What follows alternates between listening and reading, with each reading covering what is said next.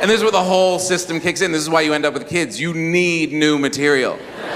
You need someone else to talk to, and then you create the worst roommates on the planet. Horrible people to live with, horrible. If you don't have kids, imagine having a roommate that comes into your room, takes something you love, smashes it in front of you, and then walks out of the room. Then comes back, pees on it, and laughs in your face.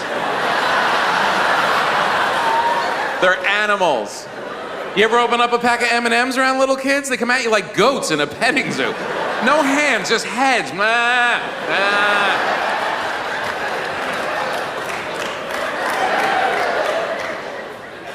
And that's what brings you back together. You're like, I hate them. I hate them too.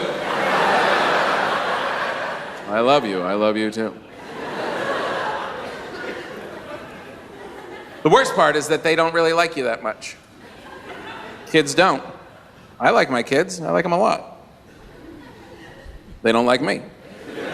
They don't. If you like someone, would you walk up to them when they're reading the paper and just tear it out of their hands? No, you wouldn't do that. Would you cock block them every night of the week?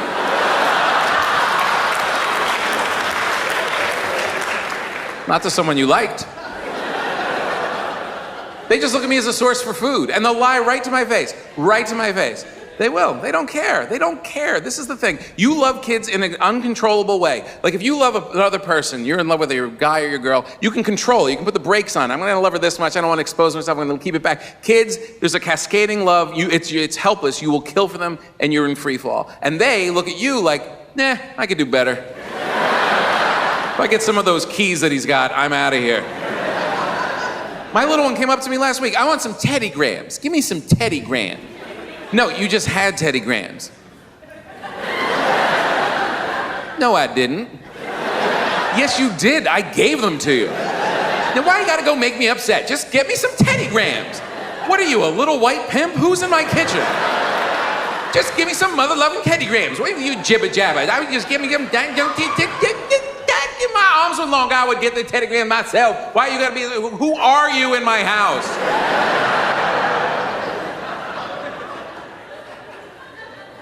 But I found something out. If you ever end up with kids and you want a little advantage over them, raise them here in New York because the weather is so bad, it creates gloomy children. It's perfect.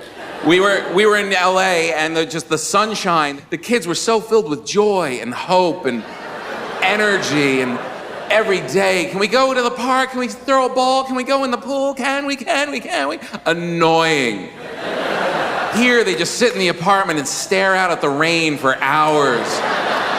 They just watch the water falling and they get all sad and pensive and contemplate what went wrong in their first 7 years on the planet, and they realize I can't help and I'm just reading a book and I'm happy.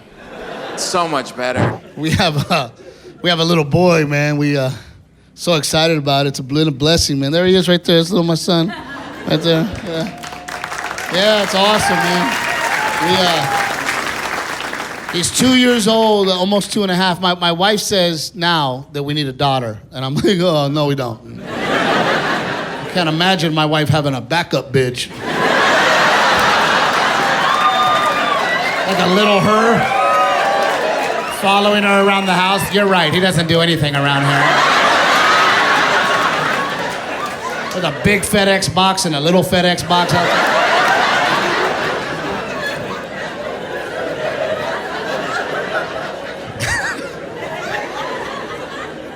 The best part, when my son started to talk, his first word was daddy, and I was so happy. And then my wife got excited. She was, oh, he's gonna say mommy next. He calls her babe. It's hilarious. Oh, there's nothing funnier than my 2-year-old walking around the house going, babe. Paw Patrol, babe. If that doesn't work, he uses her real name. Renee! I got poop.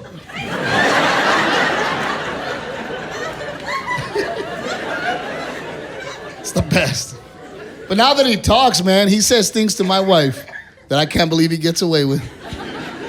So my wife's telling me a story, right? My son is sitting on her lap facing her, okay? Halfway through my wife's story, my son takes his little hand and he puts it on her lips and he said, babe, stop talking. I was so proud. I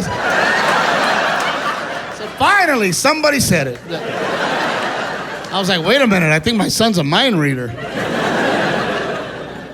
My wife, she looked at me like, do something, and I was like, dude. But that went from that to, oh no. I mean, look, don't get me wrong. I love my wife, but her stories suck. They take forever, there's no punchlines. She'll go off on a tangent that has nothing to do with the original story.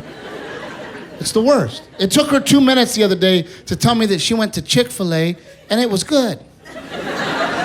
She came home all excited. Oh my God, I went to Chick-fil-A, it was so good. But first of all, let me tell you, I was in the car and I was driving and I was like, oh my God, I wanted to go to Chick-fil-A because I was so hungry because I've been on that diet. But I was like, you know what? I'm gonna do it, I deserve it. I've been so good to myself. And I saw a Chick-fil-A and I was like, oh my God, God wants me to have a Chick-fil-A. So I went ahead and I pulled into that Chick-fil-A, but it was closed. And I was like, oh my God, why is it closed? It's not Sunday. Because you know me, I always crave Chick-fil-A on Sundays and they're closed. And I don't know why I always crave Chick-fil-A on Sundays, but I do and they're always closed. But it wasn't Sunday, it was Saturday. And I was like, why are they closed? It was a new Chick-fil-A, it's not even open yet. So I was like, well, forget it. I guess I'm not gonna have Chick-fil-A. So I got in the car and I was like, you know what? God does not want me to have Chick-fil-A. I'm gonna go ahead and stick to my diet. And then I saw another Chick-fil-A and I was like, oh my God, God does want me to have Chick-fil-A. So I went ahead and pulled into that Chick-fil-A and the girl that was taking my order, oh my God, she had like the cutest little earrings. They were like little Christmas trees. And I was like, oh my God, where did you get those? And she said Hobby Lobby, but there's no way that she got them at Hobby Lobby because I was just at Hobby Lobby and they don't sell earrings at Hobby Lobby. I mean, maybe they sold her the stuff to make them. I mean, you can make them at Hobby Lobby, but she didn't buy them at Hobby Lobby.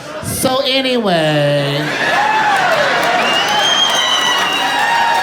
it was good. Everybody says, oh, I'm so happy to be here. And you can't blame them. You can't blame them. I mean, you can't walk on a stage and go, oh, not this dump again. That gets awkward. Even if you're thinking it, which I'm not. No, I'm very happy to be here. I know what you're thinking, Craig, how can we trust you? How can we trust you? We've been hurt before. Here's how you know I'm genuinely happy to be here. About 2 years ago, a little less, my wife had a baby. Thanks, everybody. I had sex. Yeah, so there's a little baby. There's a baby living in my house, an actual living baby in my house. So you know I am happy to be here. This whole idea of doing a special and stand-up comedy show is just so I can get a night's sleep. That's all it is. I just want a night in a hotel, some room service and some porn. That's all I want. Something delicious and then room service. Don't worry, I'm not just here to get away from my children. Of course, I've got a joke for you. I've got a joke. Don't worry, I'm sure I do. I do. I have a joke for you, told to me by my friend Drew Carey when he was fat. That's important, when he was fat and funny. Not this thin Drew Carey, not this thin Norval Rickenbacker motherfucker that he is now.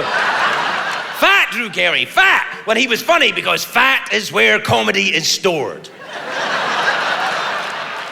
That's why I tell anybody that sees me naked, I'm like, what are you talking about? This is my jokes. This is, there's titters, there's a couple of titters here, people tittering, there's and there's my big finish here. No, I don't want you to get the wrong idea. I'm not just here to get away from my children. I'm not. I love my children. Of course I do. They're beautiful, whatever their names are. They're gorgeous. No, they are. I love my kids. I do. And I adore them. I was right there when they were born. I was right there when they were conceived. I think. You can't be sure. One of them's Asian.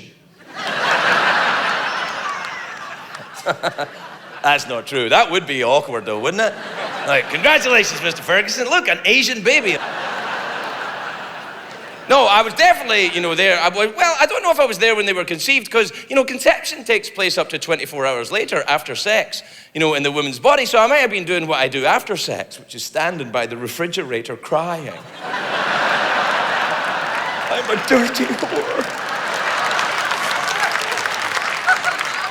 But anyway, I was definitely in the room when my kids were born. I was right there in the room. I watched that baby come flying out and then that other thing come flying out after the baby. I'm like, what the is that? What's that thing? They're like, don't worry about that. I mean, don't worry about it. It's the same size as a baby. What the is it? Like, what is it? I've only budgeted for one. Does that go to college? What is that thing? What is it? The kit? What is it? Like, don't worry about it. I'm like, I am worried about it. They're like, no. And the doctors and nurses going, oh, isn't it so beautiful? Isn't this such a beautiful experience? I'm like, it's all right for you to talk like that. You're only here for the day.